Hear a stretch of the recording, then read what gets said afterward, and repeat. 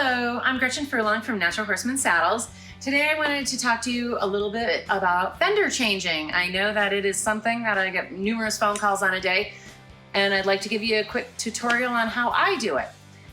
I always have a flathead screwdriver, a claw hammer, and this is just a steel ruler. It's called a flexible ruler, and it comes in really handy to guide my fenders back through the tree of our saddle.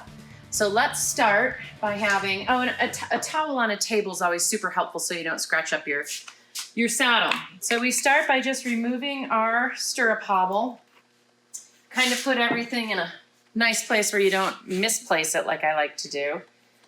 Off comes our stirrup, back over in our safe spot.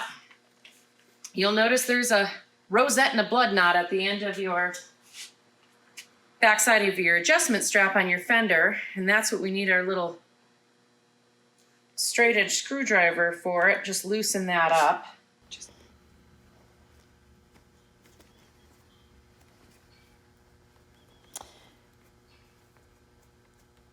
This leather rosette, in case you don't know, keeps your blevins from coming off when you're adjusting your stirrups out on the trail or in the arena, and that's the function for it.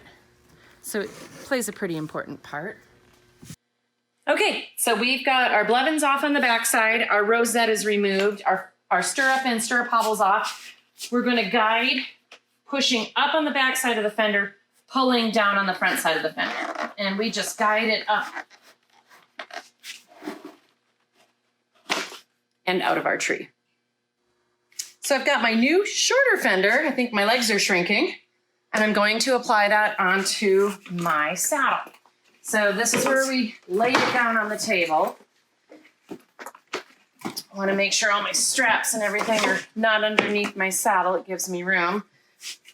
I have to lay my fender down so I know what side it is and what side it goes on, because I have messed it up before. You can see down under your seat jockey of your saddle where your tree is, there is a slot where your fender goes. This is where I get my little ruler out because it hurts my fingers to try to guide that through. So I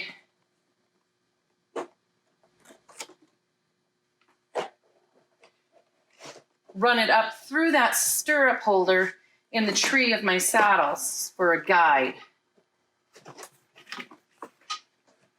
See how easily that comes right through there?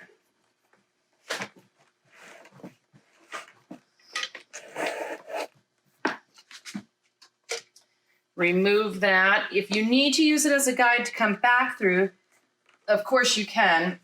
Coming back through, making sure you're on the underside of the tree there so you don't get yourself in a knot. You pull it through, pull it so it makes a little snap. Put it back over here.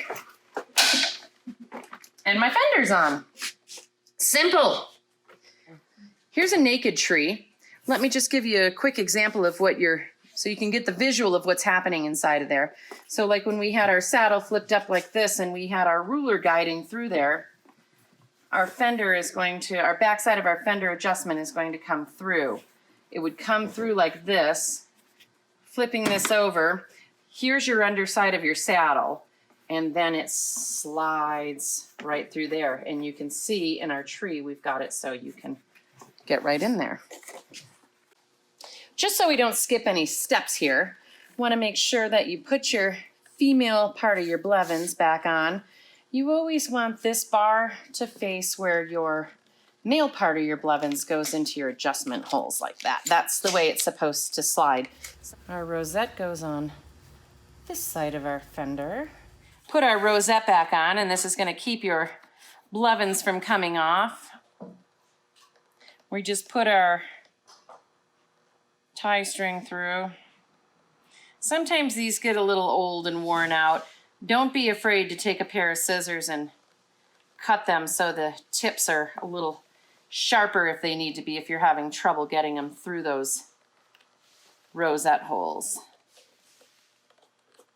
Like this. And there's plenty of tools you can buy to do this. Just kind of showing you the hands-on, literally approach.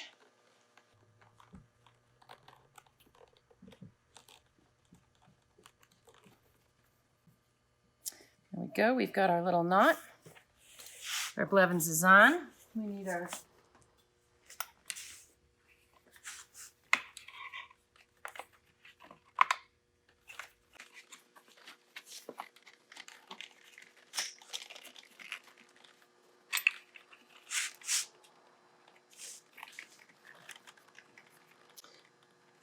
stirrup hobble is back on. Well, this wraps up our little journey here together today on changing your Western fender on a Western saddle. I hope it was helpful for you. If you have any more questions, please email us at saddles@naturalhorsemansaddles.com.